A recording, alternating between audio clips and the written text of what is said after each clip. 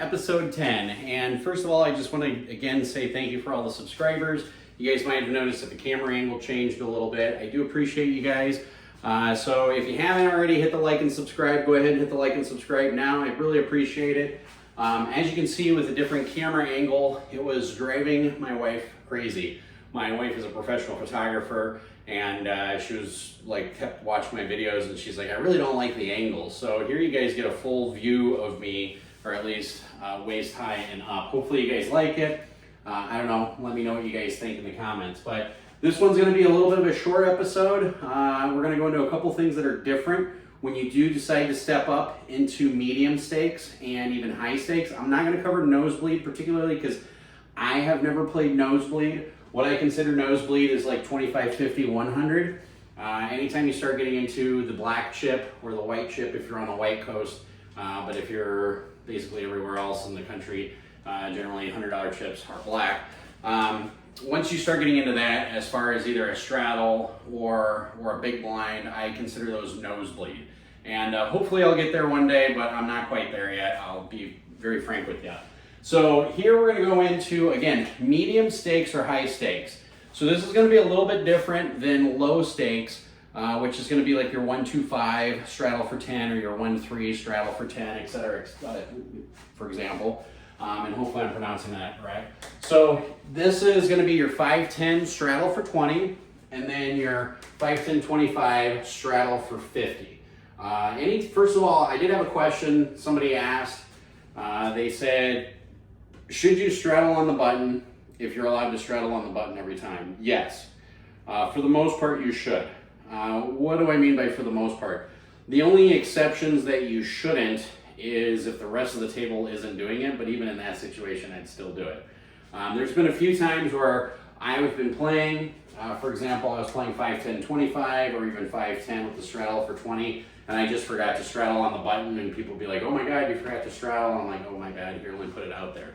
Most of the higher end games, the challenge that you run into with PLO in Omaha is most of those higher end games, like they'll say, oh, it's 5-10 PLO. It ends up being 5-10-20, or they'll say, hey, it's 5-10-25 PLO, and it's really 5-10-25-50. And so it really separates anybody who's trying to go from like 1-2-5 with a straddle of 10 on up. So it's a little bit of a couple things that you have to manage. One, obviously, is your bankroll. Can you afford it? Because on a 5-10-20 game, most of the time your buy-in is going to be like $2,000, $3,000. I know particularly the ones in Detroit, the max buy-in on the 5-10-20 ends up being a $3,000 buy-in. So that's typically what I'll buy in for, is either $2 or $3 grand. I prefer to be deep stacked.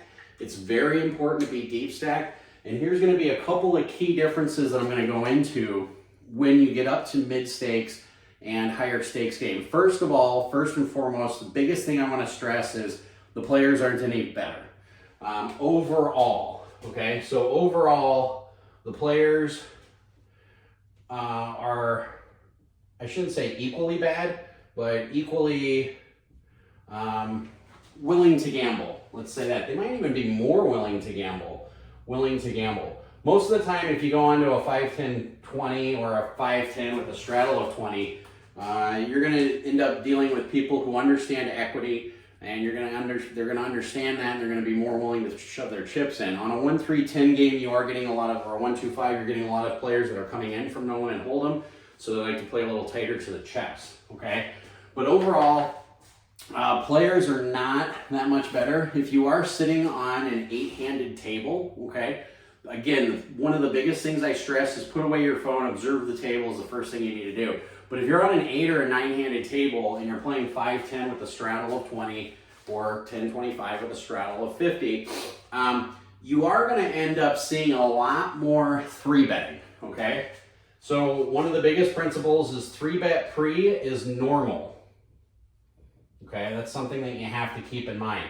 Think of it this way. If you're used to playing no limit hold'em, and you're used to, remember when you back in the day when you started off playing either 1-2 or 1-3 no limit hold'em, when you started on those stakes, how often did you see a 3-bet? Not very often. And how often was that 3-bet like aces or kings? Pretty often. When you stepped it up to a 2-5 game, and you went to 2-5 no limit hold'em, how often did you see a 3-bet? A lot more frequent. The reason why is you're trying to isolate players.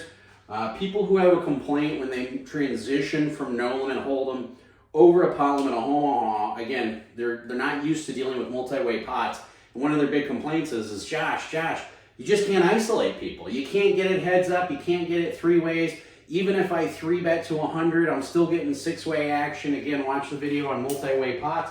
When you start stepping up into the bigger stakes, people start folding more hands because they realize, like the 3-hand principle, they start, I should say, tweaking it a little bit, okay?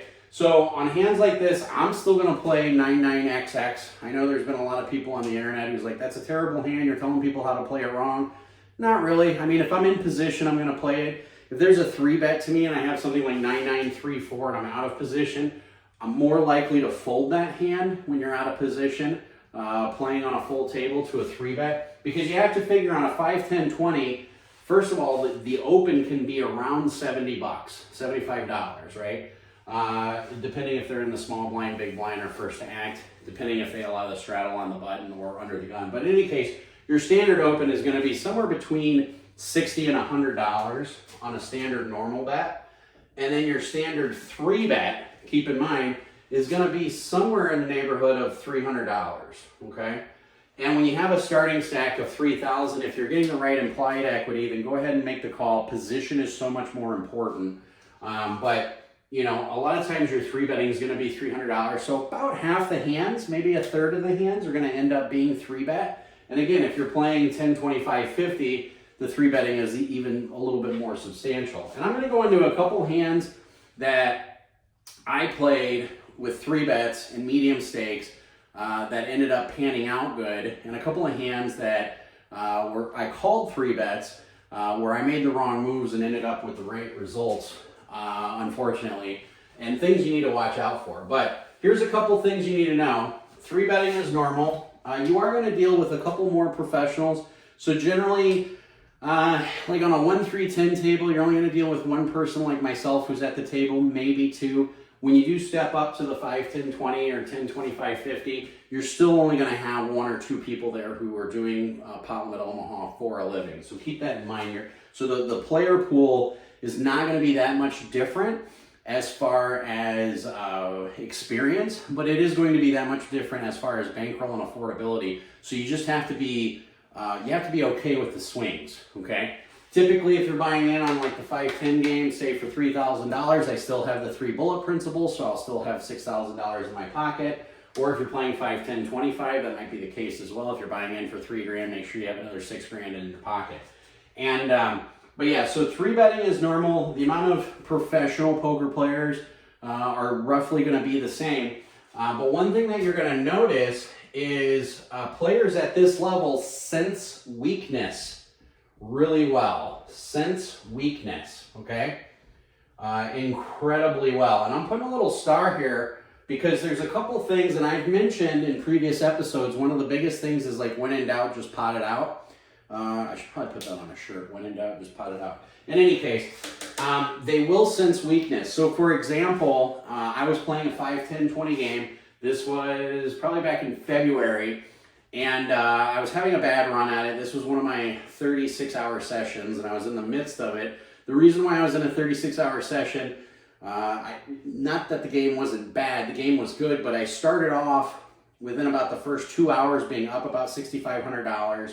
And then I had one particular hand that went really south where I was drawing stone cold dead for a $10,000 pot. So I lose the $6,500 plus I lose another $6,000, and I'm sitting there after about 8 hours down $6,000, and I'm saying to myself, I can either lock in this loss or I can just be stubborn.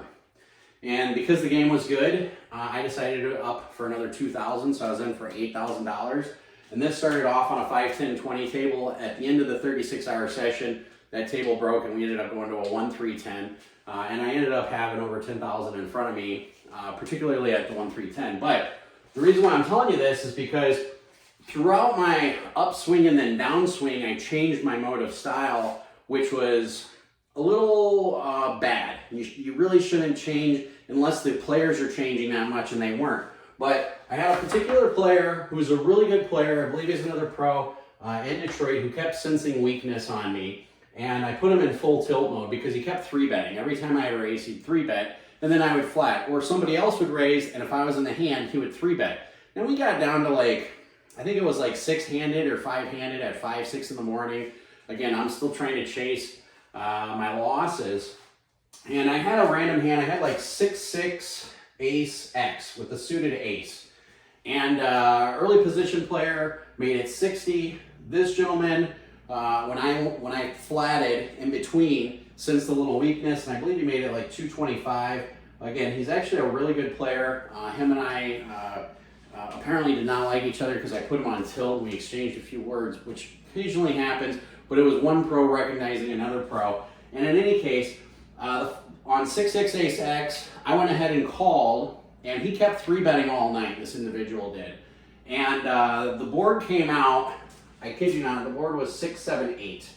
So here I am, flopping bottom set. Here I tell everybody in the right mind, we only went 3 ways to a flop. Here I tell everybody, please be wary when you flop bottom set. Please be wary when you flop a set, and the board comes out something like this. And what ended up happening, because there was almost $700 in the pot before the flop, the first player checks. I went ahead and bet, okay? I did a feeler bet. There was $700 in the pot, and I believe I bet $400. I was like, I've got enough of this board that I can take a stab at it. And if he's got something like King, XX, because I am blocking pocket aces, or if he's got pocket aces, he should be getting rid of the hand. I said the only hand that he can really continue with is either a set of 8s, a set of 7s, which I'm in really bad shape, or like 9-10, 4-5, 5-9. I really can't put him on 4-5 or 5-9. But I went ahead and bet $400, and sure enough, he pots it. He kept leaning on me all night. And so he pots it, and I think it was like 1,800. I only had like 2,500 effective, so I go ahead and rip it all in. I'm like, I'm not going to call another 1,400. I said, I think he's just trying to push me around. And lo and behold, I was way behind. He actually had 9-10 jack, so he had some type of rundown hand. I think he even had my 8 blocker, but he had 8-9-10 jack. So he flopped the stone cold nuts with a nut redraw. It's a hand that everybody that plays pot limit Omaha absolutely loves, because what you're hoping is your opponent has 5-9 or 9-10, and you're just free rolling them entirely.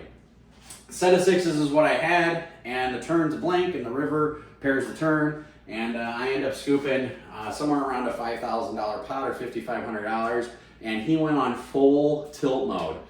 When you are somebody who does this for a living, all of us are capable of being on tilt, and I recognize that he was on tilt, and I'm one of the nicest guys outside the poker table or outside the poker room. I'm the type of guy that I'll give you a ride, I'll buy you drinks, whatever the case may be. You need a place to stay, I'll split a room with you. But on the poker table, I do like to needle people a little bit, because if I see somebody's tilting and I can put them on tilt more, it's my job as a poker player to earn all the chips on the table. I don't care if you're my mom, I don't care if you're my wife. I think I've told you guys this before. I've busted my wife out of a couple of tournaments that were sizable tournaments. So it's one of those things that it doesn't matter who you are, my job is to accumulate all the chips from everybody. And if I can do that by needling somebody, especially when I recognize that they do it for a living and they're tilting, even better. Don't get me wrong, I sucked out on a guy, which was a total suck out, but the reason why I took a stand is because he kept leaning on me all morning or all night long. So that was a situation where I did get dumb lucky, but what's going to happen, again, when you're playing in higher pots or in higher denominations, it's not necessarily that the play gets better, but the reading ability gets better. People sense that weakness and they pounce on the weakness. I cannot stress to you enough, as a pot limit Omaha player, the more you play pot limit Omaha, you are going to start recognizing weakness. And when you do recognize weakness, you pounce on it. One of the things I was talking with one of my students the other day is I said, isn't it a great feeling when people check to you on the turn, you sense weakness, you're playing the button principle or you're playing position, and you go ahead and you pot it or you bet big, and the person calls and you get excited because you know if they miss the river, there's no way they can call, no matter what you bet. And my student said, yeah, they said, I get excited now when I bet $200 on the turn or $300 on the turn, and they get called, and I'm able to like pick out what 3 of their 4 cards are, so I know if they hit the river or not. And when they check on the river, Josh, I can just bet pot, or I can do a value bet, make it a little disguised, and they end up mucking it. So the more experience you get playing pot limit Omaha, the more you're going to sense weakness. The other thing is, and I can't stress this enough, you guys know I've said button, button, button. I've said position, even on online play. But the one thing that you've got to use or recognize to your advantage is position, position, position, okay? And so what you need to do, there's 2 things here in order to be really profitable in mid-stakes and higher stakes game. First of all, with these 2 key factors, when you sense weakness, pounce on it, but also you want to feign weakness. So I think feign is F-E-I-G-N. That means to fake. So fake weakness, okay? So anytime you can fake weakness, because higher stakes players will put a lot of pressure on you, that's perfectly okay. That's something that you definitely need to do. Also, position, because you understand the button principle and the position rule, chances are when people are stepping up in higher stakes games, they're going to understand the button rule and they're going to understand position. So what you need to do, again, just like in a low stakes Omaha on 1-3-10, when you river the nuts, don't bet it. I know that sounds crazy. If you're playing against a calling station, obviously bet it. Everything's situationally dependent. But for the most part, use the position that they know they should be betting. Again, feigning weakness, faking weakness. Go ahead and check, let them bluff at it. If you're in a higher stakes game, it's really, really rare on the river that it goes check, check. If you check the river and they check the river, chances are obviously they've got good showdown value. They're either going to have 2 pair or better. They're going to have a set. They might have a baby flush. They might have backed into a baby straight, whatever the case may be. But use position to your advantage. And again, if you sense weakness, go ahead and pounce on it. That's primarily the biggest differences between mid stakes and mid or high stakes, because I consider 10-25 or 5-10-25 50 high stakes. When I first started playing 10-25-50, I called a couple of my buddies and I said, hey man, I played 10-25-50. I played for a few hours. I won like $12,000. And they were like, what was your buy-in in that game? That buy-in had to be at, $10,000, because normally you buy in for like 200 big blinds. And I said, nah, I bought in for about $4,000, or $3,000. I know that's a shorter buy-in, but generally in situations when you are doing a little bit of a shorter buy-in, you see a flop, you decide you're going to run with the hand, and you run with it, and you try running up a chip stack. But yeah, once you have 10 or 12, 14, 15,000 in front of you and somebody else does, that's when it starts getting both stressful and fun. And here's the last thing I'm going to say, because this doesn't always apply. When you are playing a medium stakes game, that doesn't necessarily mean that the game is better. When I was telling you before about that 36-hour session that I had, we started off on 5-10-20. We played throughout the whole night. We played 5-10-20 until, I think it was like 7 in the morning. The game broke. I went to go play Hold'em. I actually went to go play Hold'em with the player that I didn't felt, but I sucked out on. And we were going back and forth at each other on a 2-5 no limit table. In the first 3 hands, we got it all in for whatever we could buy in for. I think it was $1,000. And the table's just like, what's going on? And I just started laughing. I said, you got 2 Omaha players who the game busted, and we're tilted at each other. I said, so you guys are going to enjoy the show. And in any case, I can't remember what I was going to. Oh yeah, after that happened, a 1-3-10 started back up. I went back to the 1-3-10. The other gentleman was done for the day, ended up leaving. And by, I think it was like 5 o'clock the next evening, everybody on the 1-3-10 table had like 3,000 was the short stack. The game was absolutely insane. The players that were going to the 5-10-20 table were walking by the table, and there was a couple of us who had like $8,000 or $9,000 on the table, and they're like, why am I going over here? And the average bet pre-flop was somewhere in the $500 to $800 range. The game was absolutely crazy. But the big thing I want to stress is just because you go up in stakes does not mean you get a better game, okay? If you sit down at a 5-10 table, PLO table, and the game is super nitty, if it's below your average game, get up, move. There's nothing wrong with table selection, Okay, so keep table selection open if you can. If it's the only game you're owning, obviously grind it out, go eat lunch, whatever the case may be. But I've moved several times from a 5-10 game down to a 1-3 because the action is better. So if you're familiar with the room that you go to most of the time, you know, you're going to start getting familiar with those players. Sometimes the 5-10 is just nitty. And you're like, why would I want to go sit there? I'd rather sit at the 1-3 table, because you are going to get not necessarily more recreational players, but you're going to get players that are more having a beer, eating a ham sandwich, playing all loosey-goosey and stuff like that. So that about covers it for mid and high stakes. Again, I've never done nosebleed. It's something I'll probably do in a couple of years. I don't suspect I'll do it anytime this year, that's for sure. But in any case, if you haven't, again, hit the like and subscribe button. I appreciate all of you tuning in. Thank you very much for watching. And as always, play smart and run like a god.